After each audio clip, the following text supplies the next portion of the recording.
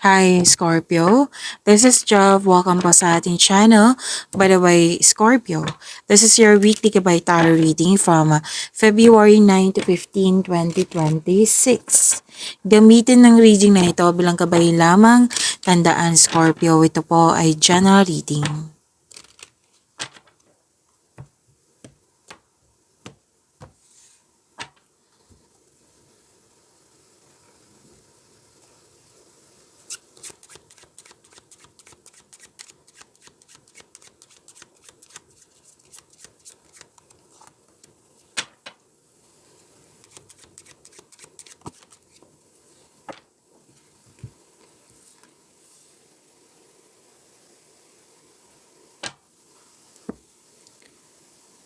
Okay, sabi po dito, Scorpio, may naging obedient dito. Obedience. At may nakita din ako dito na too submissive. Like, sunod-sunuran. Oo. Pwedeng pinag-usapan to. At pwede din willing ka mag-assist nga. Too submissive in some situation. May single female akong nakikita dito. At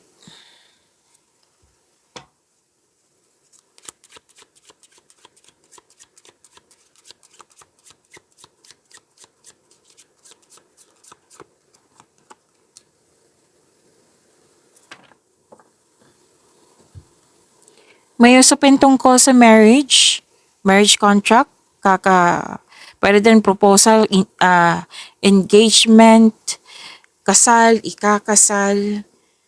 Oo. Pwedeng bagong pasok din sa relasyon. At may promises, commitment, bonding. May bonding din, may agreement. At may usapin din tungkol sa yung taong naging naging dependent na. Oo. At yes, may bond, may agreement akong nakikita dito.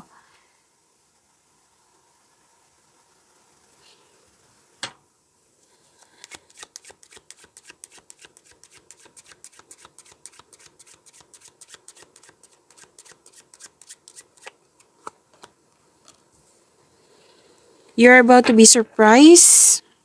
May findings na. At na-surprise ka. Recognition din. Pwedeng may nagbigay ng compliment sa iyo. Na-recognize ka.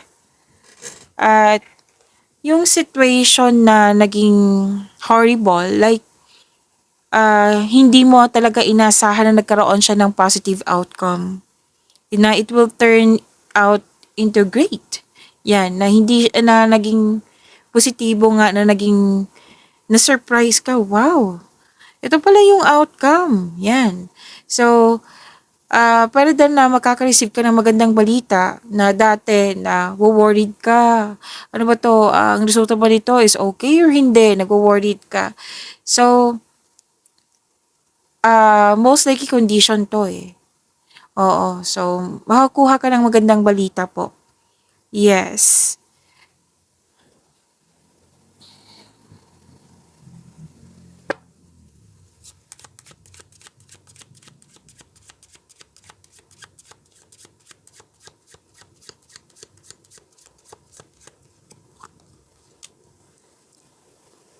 At sabi din dito na any kind of application po, kasi may nakita kong mail, email, kontrata, document, cheque, oo, magkakaroon po ng sagot.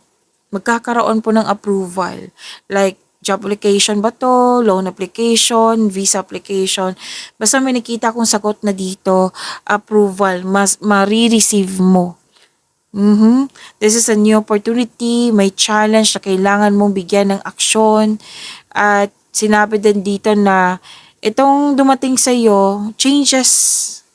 Okay, magkakaroon talaga siya ng changes.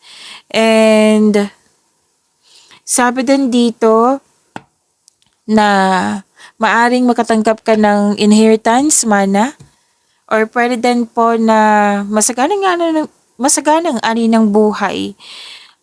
Pwedeng nanalo, may nanalo dito, winning. May luck, L-U-C-K. Abundance, may nakita rin akong increase dito. Like for example, increase ng sales or sweldo. This is wealth. Yes, this is wealth. This is magandang kapalaran. Malaking blessings po itong dumating sa iyo, Scorpio. And yes, success and prosperity is increased. Is within your reach. Nasa horizon mo na. Mahawakan mo na or dumating na kung kailan nyo to napanood. So, nakikita ko rin dito na nagkaroon ng confidence.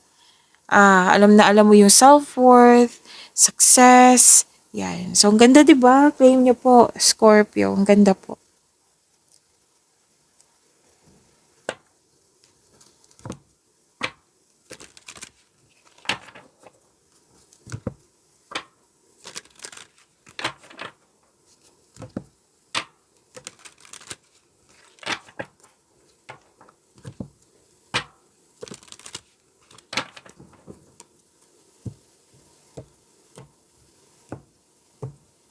Maraming salamat po sa mga hindi nag-skip ng ads. Subscribe na po kayo sa ating channel at click bell notification para updated po kayo sa bagong video natin. Para sa mga gustong magpa-reading po, comment po kayo ng personal reading and check my reply sa comment section.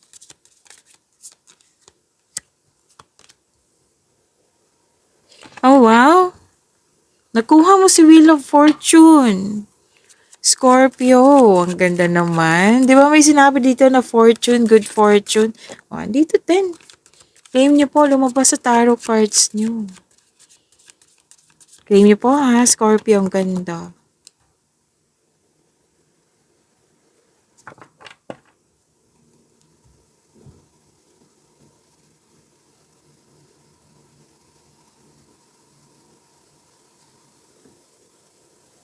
Okay.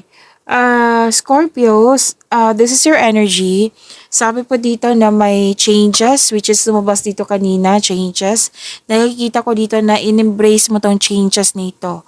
May completion of cycle. This is naka-destiny sa'yo. Faith. Nakikita ko yung good luck, good karma dito. 'Di ba may sinabi akong luck dito, L-U-C-K, andito din po. And good karma. Happy kayo. This is good. Ang ganda. At may sabi din ng card dito na mag-focus kayo sa makontrol nyo in order to find peace. Let go mo na po ang hindi mo makontrol. Okay? So, this card is a completion of cycle. May changes sa darating or malaking blessings po. And you have strength in new beginnings po. The cycle restarts. Oo. Sa buhay pag-ibig to na may chance na mamimit mo yung romantic partner mo. At yung mga hindi nagkaroon ng pagkakaunawaan, magkakaroon ng pag-uusap po kasi may dumating sa inyo na blessings. At yes, magkakaayos po. You are moving kasi from a painful cycle to happiness. So, embrace this new situation na dumating sa iyong buhay.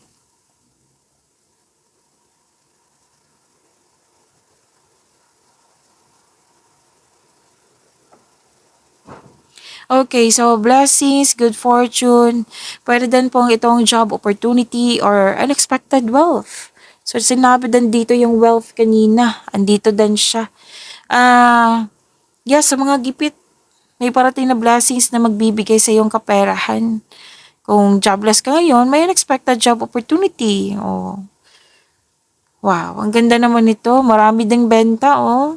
Maraming orders.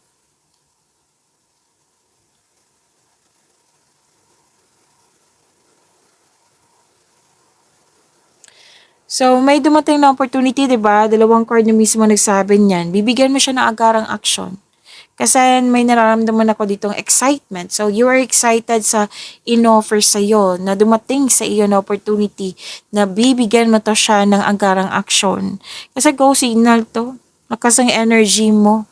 You're taking action na sa iyong mga ideas, plano, desisyon, proyekto. And this card asks you na increase your confidence. Okay? At huwag kang mag-alala kasi maraming nag-support sa'yo. Parati yung lumalabas sa iyo, Scorpio, na maraming nag-support sa'yo.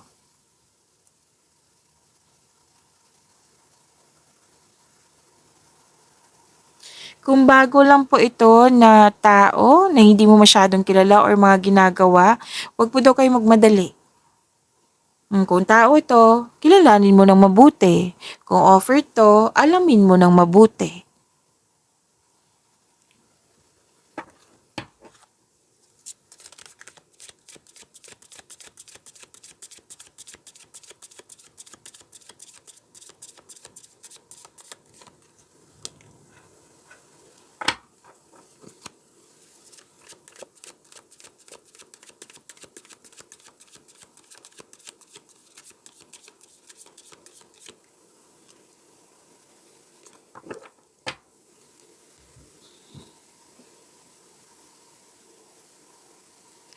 Sa career and money niyo po, Scorpio, sabi po dito na, wow, itong dalawang card na ito, nagsabi na may pagbabago, bagong simula. Mhm. You're very inspired. Kahit pwedeng nabigla ka kasi sa pagbabago na ito. Pero huwag kayo mag-alala sa pagbabago na ito ha, kasi sinabi naman ng card nyo dito na this is for change for the better. Yes, change for the better para to sa iyong kaunlaran. Magkakaroon siya ng growth and expansion. So, sa mga nag-aalala dyan, may sagot po ang card nyo dito na huwag mag-alala. Kasi nakakabuti sa iyo tong biglaang pagbabago.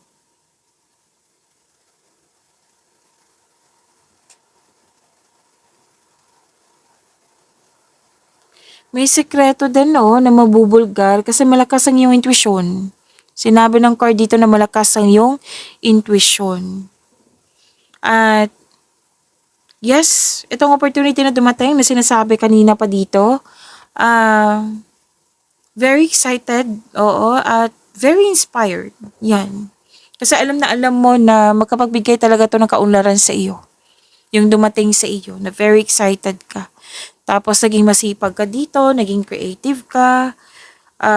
Nang dahil nito, mapapansin ka ng mga tao na at magkakaroon siya ng magandang bunga. Pwedeng nangyari na ngayon or parating na ito. Dahil resulta to sa pagiging masipag mo, pagiging productive mo sa araw-araw. So, at magbubunga ito ang pagsisikap mo at dahil sa achievement na ito, magkakaroon ng financial growth and stability. Very inspired eh. Very inspired si Scorpio. And this card asks you na stay open sa mga signs na bigay ng universe sa iyo. And, syempre, bigyan ng action when they appear.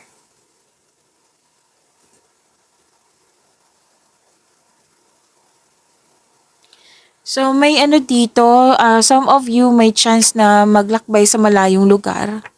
Oo, malayong lugar or abroad po ito. Ang ilan sa inyo magsisimula na sa trabaho, sa project. Yan. So, kumikilos ka dito puro action siya. So, may biglaang pagbabago. Ang sinabi ng card, expect the unexpected.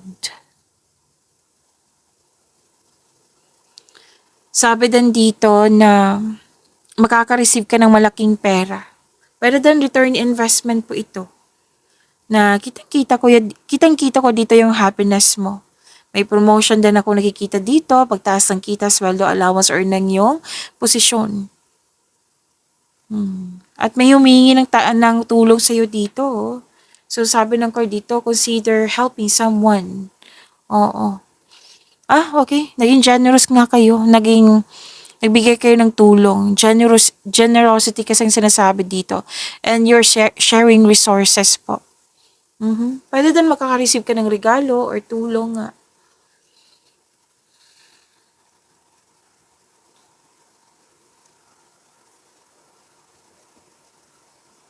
May hustisya na parating sa'yo. May signing of contract din.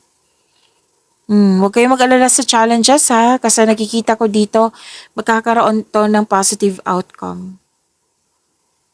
Na any kind of negotiation, kabilang na po yung job interview, magiging successful po ito.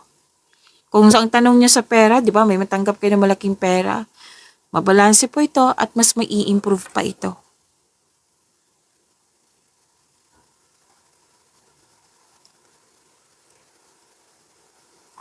So kung may legal concern kayo, mare-resolve na po ito, mananalo kayo. Kung hindi pabor noon, ngayon pabor na ngayon. Kung disbalanse noon, ngayon balanse na ngayon. So may hustisya po. May clarity.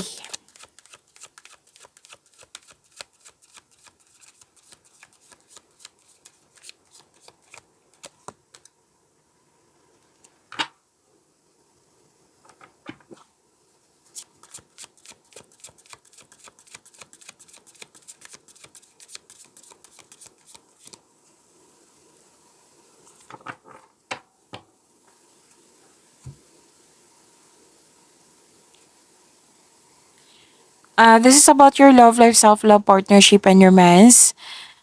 Huwag niyo kalimutan na mag-subscribe sa channel natin at click yung bell notification para updated po kayo sa reading natin. At huwag niyo kalimutan ng inyo February video readings. Marami po iyon. Dito lang po sa channel natin, hanapin niyo po. Scroll down niyo lang po hanggang sa makita niyo. Baka bakante kayo, pwede niyo po tong panoorin. So marami po iyon. Okay?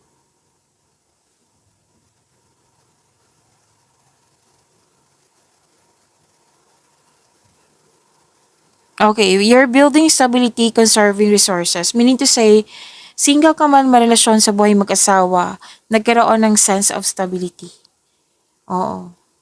Tapos, lalo na sa mga marelasyon, mas lalago talaga ang inyong relasyon. Kasi may sense of stability. Like, naging handa kayo, may project kayo, gusto nyo bumili ng properties, kaya naging hard worker kayo, at gusto nyong maging handa nga, lalo na sa mga relasyon, gusto nyo maging handa ang lahat bago kayo ikasal. Pero din sa mga single to na naging handa ka, like, bago ko pumasok sa relasyon, sa buhay ng pag-ibig, gusto ko magkaroon muna ng bahay at lupa. Yan. Example po iyan. Para sa pag-level up nyo eh. Kaya, huwag kayong magtaka sa mga partner nyo dito na naging hard worker kasi gusto nyo magkaroon talaga ng malaking pera para makaipon ng malaki kasi may you're saving for this you're saving or this person is saving money for the future.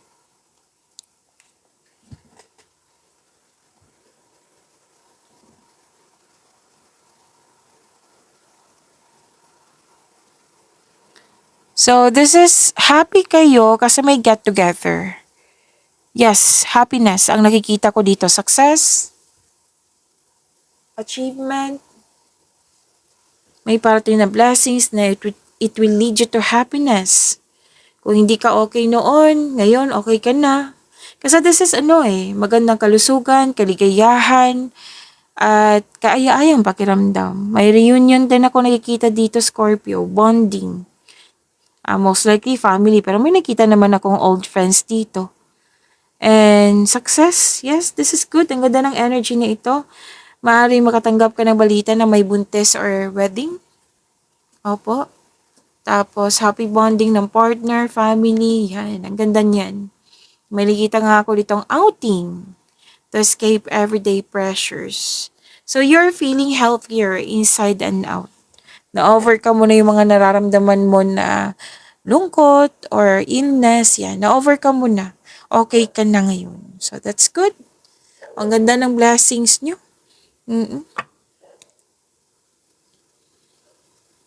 Rest day. Okay? So, gusto niyang sumama. So, i-reading nila natin to. Rest day. Nagpahinga ka kasi pagod. Gusto mo magkaroon ng panahon sa iyong sarili. Para sa pagbalik mo, magiging productive ka na. Sa mga single dito, pwede nag-decide kayo na gusto nyo muna ng maging single lang muna kasi gusto nyo i-evaluate mo yung priorities mo sa buhay. At may dito nagkaroon ng time, pwede din nagbabalanse ng time. Kasi, di ba, sinabi ko kanina dito na naging hard worker kayo. So, balansehin ng oras. Oo. So, yan po. I think nasabi ko na lahat. Pagyamanin niyo po yung blessings na binigay sa inyo, Scorpio. See you tomorrow. Maraming salamat po.